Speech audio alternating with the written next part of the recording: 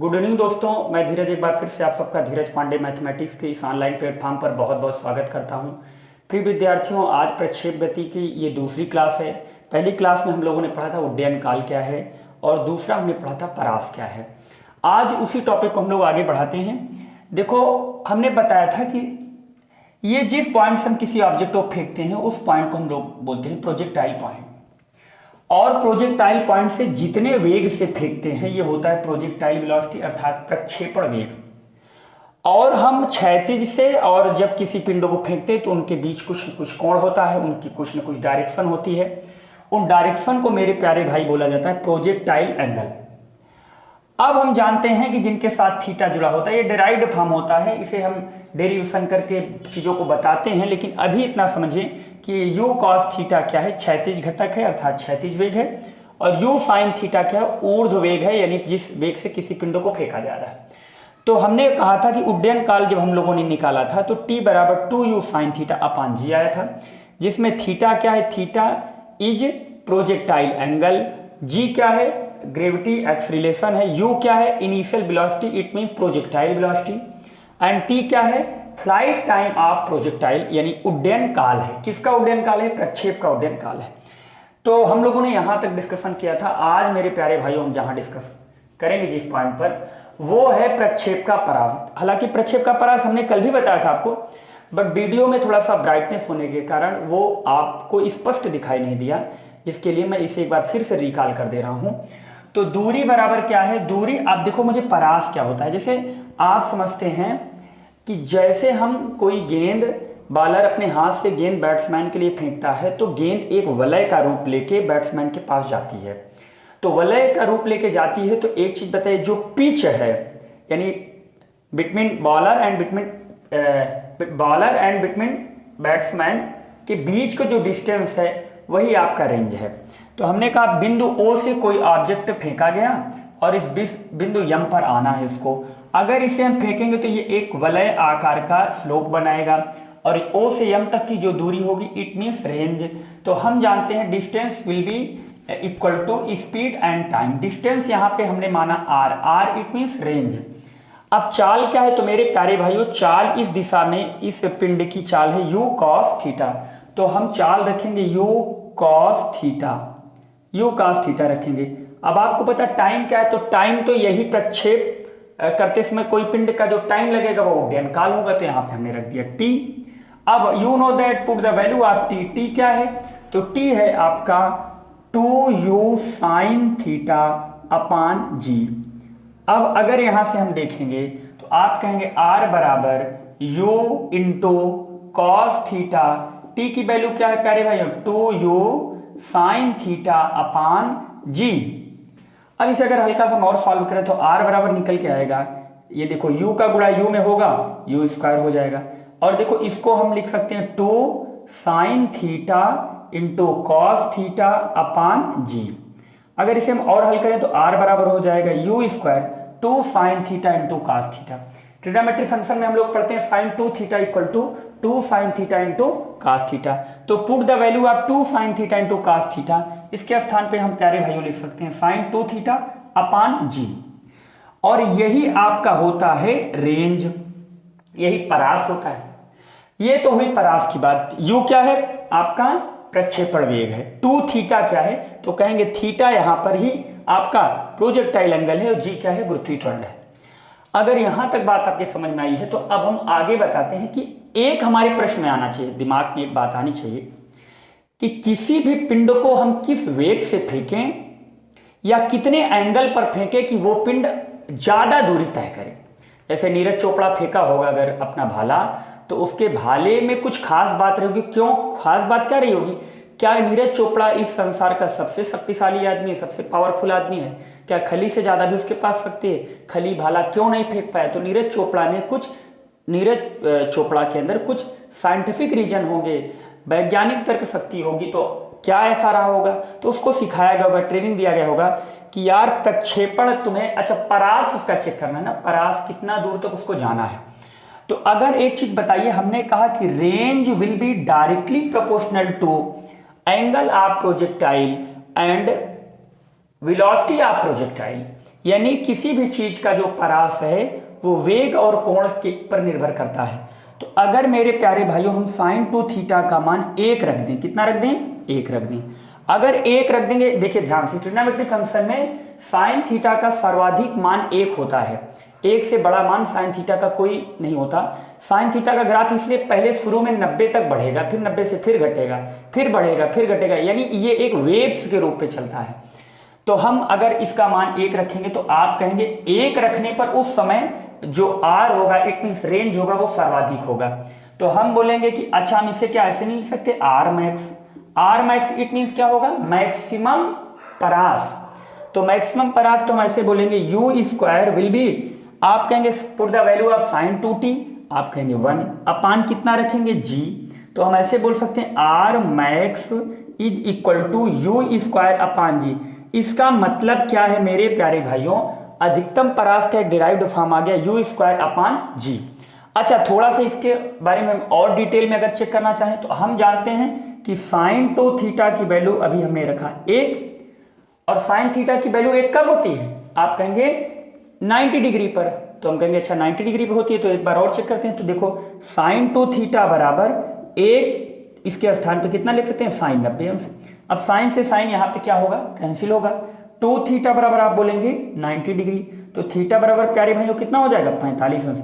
इससे मुझे एक शिक्षा मिलनी चाहिए कि कोई भी ऊंची कूदने वाला खिलाड़ी हो या कोई भी गेंदबाज हो, अगर लंबे दूरी पर गेंद फेंकना चाहता है, या लंबा कूदना चाहता है, या लंबा बाण चलाना चाहता है, या लंबा भाला फेंकना चाहता है, ऐसी कोई भी एक्टिविटी वो करता है, तो उसे अपने हाथ के माध्यम से क्षैतिज दिशा से लेकर उसको अपने हाथ के बीच का जो कोण रखना पड़ेगा वो 45 डिग्री रखना पड़ेगा।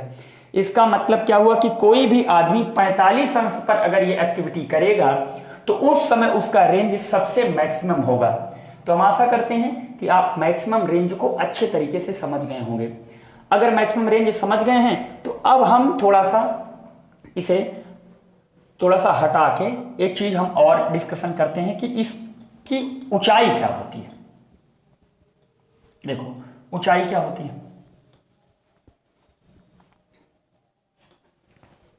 देखो आप एक चीज नोटिस करेंगे कि इसकी ऊंचाई क्या है। ऊंचाई तो इसकी ये है, समझ गए कि नहीं समझे। अच्छा, प्रक्षेप गति की ऊंचाई क्या होगी, तो प्रक्षेप गति की ऊंचाई जानने क्या होती है। प्रक्षेप गति में जब कोई पिंड फेंकते हैं तो जिस समय मैक्सिमम ऊपर होगा, सबसे ज्यादा ऊंचा होगा धरातल से, या जिस प्लेन पर आप ये एक्टिविटी कर रहे हैं जिस समय वो सबसे ऊंचा होगा, वही परास की ऊंचाई, वही प्रक्षेप की ऊंचाई होती है। तो प्रक्षेप की ऊंचाई हम सपोज करें कि इस बिंदु P पर है, तो इस बिंदु पर P पे जाने के लिए हम जानते हैं कि आप कल भी हमने बताया था कि अगर कोई चीज लगातार अपने वेग में वृद्धि कर रही है, कोई ऑब्जेक्ट अपने वेग में लगातार वृद्धि कर रहा है, तो वहां पे धनात्मक त्वरण अर्थात त्वरण होगा। अगर कोई ऑब्जेक्ट अपने वेग में लगातार कमी कर रहा है, ये दोनों एक्टिविटी क्षैतिज पर होनी चाहिए, धरातल पर होनी चाहिए, प्लेन पर होना चाहिए, तो वहां पे मंदन होगा। लेकिन कोई चीज, कोई पिंड ऊपर फेंका जाता है तो लगातार उसमें ग्रेविटी बढ़ती जाती है और गुरुत्वाकर्षण बल बढ़ेगा तो त्वरण ऋणात्मक होगा, यानी ऊपर जाने पे त्वरण ऋणात्मक, नीचे आने पे त्वरण धनात्मक। तो वहां पे ऊपर जाने पे -g, नीचे आने पे +g। तो ये पिंड जिस वेग से हमने फेंका ये u साइन थीटा है। तो आप जानते हैं कि v स्क्वायर बराबर होता है u स्क्वायर प्लस 2as। ये आपका मोशन का थर्ड इक्वेशन है। अब कोई भी पिंड ऊपर फेंकोगे तो लास्ट वेग क्या होगा, लास्ट वेलोसिटी होगी आपकी 0, यानी 0 का स्क्वायर 0। और आपने कितने वेग से फेंका है तो आप प्यारे भाई क्या बोलोगे, u साइन थीटा। तो यहां पे हम बोल सकते हैं u साइन थीटा का होल स्क्वायर माइनस, नहीं प्लस लगाएंगे, 2 ऊपर आपने भेजा है ना यार।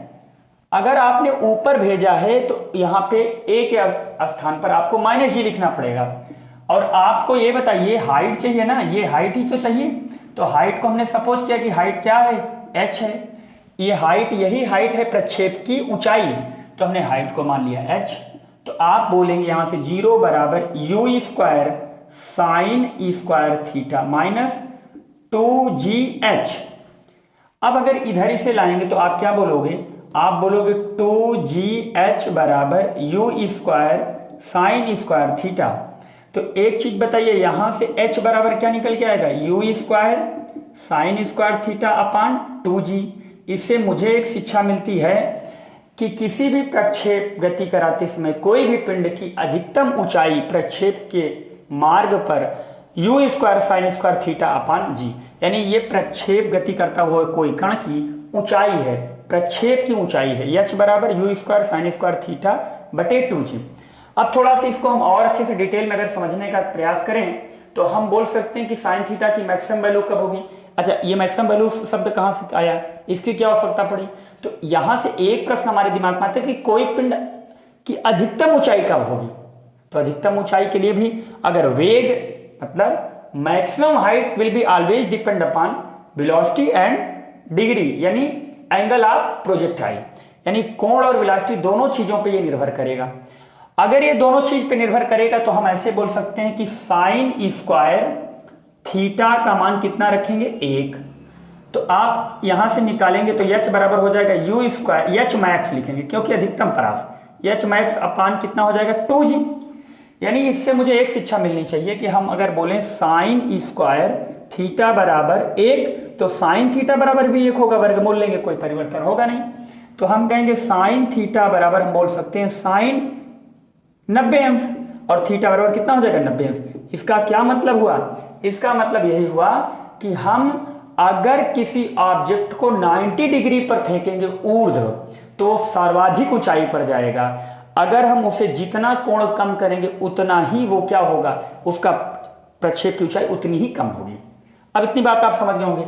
अब एक चीज यहां से नोटिस करें कि आर मैक्स और एच मैक्स में अगर हम कॉम्बिनेशन बनाएं तो आप एक चीज देख रहे होंगे कि आर मैक्स और एच मैक्स सेम ही है, बट एच मैक्स क्या है, आर मैक्स का आधा है। तो अगर हम बोलें आर मैक्स बराबर, तो आप बोल सकते हैं, सॉरी एच मैक्स बराबर अगर यहां से निकालें एच मैक्स बराबर, अगर हम बोलें क्या कि u मैक्स u अपान जी इंटू 1/2, तो क्या इसके स्थान पे मैं क्या लिख सकता हूं r मैक्स, तो हम ऐसे बोल सकते हैं कि h मैक्स हाफ होता है किसका, r मैक्स का। इतनी बात हम समझ सकते हैं, आप समझ गए होंगे। फिर एक बात और यहां से उठती है कि यार ये बताइए कि जैसे हमने कहा कि अगर इसके स्थान पे थोड़ा सा एक हम और डिटेल कर रहे हैं, मैं आशा करता हूं कि ये समझ में आ गया, अगर आपको समझ में आ गया तो पहले इसको नोट डाउन कर लीजिए। अब देखो यहां पे थोड़ा सा यहां बता रहे हैं, यहां जगह है, देखो इसे और डिटेल में पढ़ते हैं।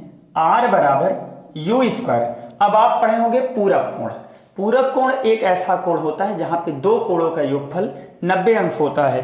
तो अगर इसे हम और डिटेल में करें तो आप ऐसा बोल सकते हैं कि साइन 2, अब बताइए थीटा का पूरक कोण क्या होता है, तो थीटा का पूरक कोण आप कहोगे 90 माइनस थीटा होता है, और अपान कितना लगा दें, जी लगा दें, तो r बराबर हो जाएगा यू स्क्वायर साइन, अब इस दो का गुणा करेंगे तो 90 दूना 180 माइनस 2 थीटा बटे कितना हो जाएगा जी, तो आप बोलोगे r बराबर you square sine 180 minus theta.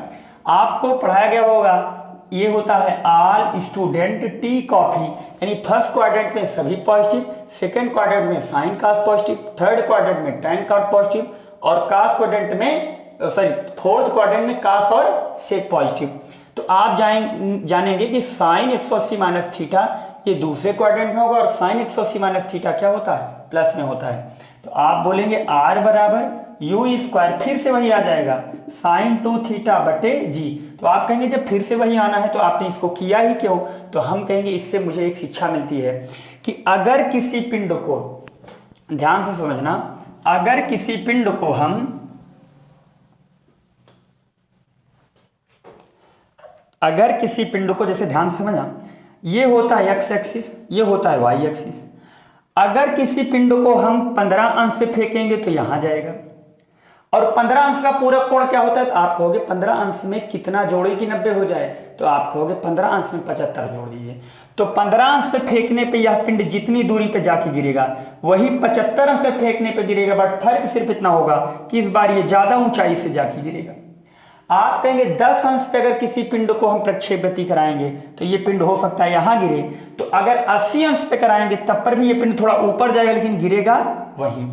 अगर आप कहेंगे इस पिंड को चलो हम 60 अंश पे फेंकते हैं, तो अगर ये पिंड यहां गिरता है तो 30 अंश पे फेंकने पर भी यहीं गिरेगा, बट उसका ग्राफ थोड़ा सा डाउन होगा, 30 अंश में डाउन होगा और 60 अंश में ऊपर जाएगा। मैं आशा करता हूं कि यहां तक आपको अच्छी तरह से समझ में आया गया।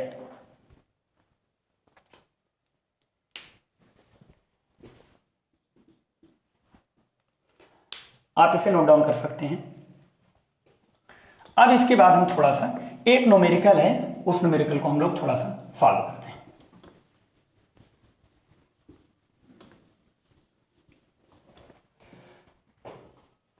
तोप से कोई गोला 500 मीटर की दूरी पर भेजा जाता है। यदि गोले का वेग 100 मीटर प्रति सेकंड है तो गोले का प्रक्षेप कोण क्या होगा। देखो गोला है, सपोज दैट हम एक तोप ऐसे बनाते हैं, ये तोप है। अब इस तोप से एक गोला दागा जाता है। तो एक चीज बताइए, ये कोण पूछ रहा है, ये कोण कितना होगा। तो आप कहेंगे यहां पे एक चीज बताइए कितनी दूरी पे जाके वो गिर रहा है, तो आप कहोगे 500 मीटर की दूरी पे ये गिर रहा है। अच्छा, जब दागोगे तो ऐसे ही गिरेगा ये। अब इस समय इसकी वेलोसिटी कितनी है, तो आप कहोगे 100 मीटर पर सेकेंड है। तो आपसे ये कोण पूछ रहा है कि ये कोण कितना है। तो अभी हमने कहा था कि आप जानते हैं कि रेंज कितना है, 500। तो आर बराबर क्या निकाल के आप लाए थे, आर बराबर निकाले थे आप आर बराबर क्या निकला था, you square sine square theta बटे 2g, यही निकला हुआ था। आर बराबर you square sine square theta बटे 2g। अगर यहां से हम रखें आर का मान कितना है 500 बराबर u का मान कितना है, तो आप कहेंगे 100, तो 2 बार गुणा कर दीजिए, 100 गुणे 100। एक मिनट, कुछ गड़बड़ है क्या, एक मिनट सॉरी, यहाँ पे ये है 2 थीटा है, अब सही है। अब यहाँ पे कितना रखेंगे, साइन 2 थीटा बटे जी का मान कितना है 10। ये 0 से ये 0 कट जाएगा, ये 0 से ये 0, ये 0 से ये 0 कट जाएगा। तो आप यहाँ से नोटिस करेंगे साइन 2 थीटा बराबर होगा 5 बटे 10, 5 कम 5 और 5 दूना 10। तो साइन 2 थीटा बराबर यहाँ से निकल के आएगा 1 बटे 2। अगर यहां से हम इसे और सॉल्व करेंगे तो आप कहोगे साइन 2 थीटा बराबर हम बोल सकते हैं साइन 30 अंश। तो 2 थीटा बराबर आप बोलेंगे 30 अंश, तो थीटा बराबर कितना हो जाएगा 15 अंश। इसका मतलब है कि अगर आप 500 मीटर दूरी पर किसी गोले को गिराना चाहते हो और 100 मीटर प्रति सेकंड के वेग से फेंकना चाहते हो तो कोण कितने डिग्री का होना चाहिए, 15 डिग्री का। लेकिन इसका मतलब अभी हमने और आपको बताया कि चाहे 15 अंश पे फेंको या इसके पूरक कोण कितने अंश पे फेंको, 75 अंश पे, गोला आपका कितनी दूरी पे गिरेगा, 500 मीटर की दूरी पर ही गिरेगा। आप नोट कर सकते हैं इसको। तो मैं आशा करता हूं कि इसको आप नोट डाउन कर लिए होंगे।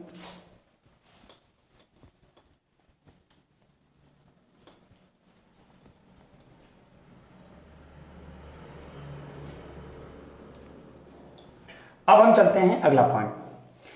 देखिए प्यारे भाइयों, हम लोगों ने आपको बहुत अच्छे तरीके से इन सारे टॉपिक को बताने का एक छोटा सा प्रयास किया। अब देखिए पहला अगला पॉइंट आता है कि प्रक्षेप का परास कैसा होता है। तो प्रक्षेप के परास को समझने से पहले हम लोग समझते हैं कि परवलय क्या है, क्योंकि प्रक्षेप का परास परवलयाकार होता है।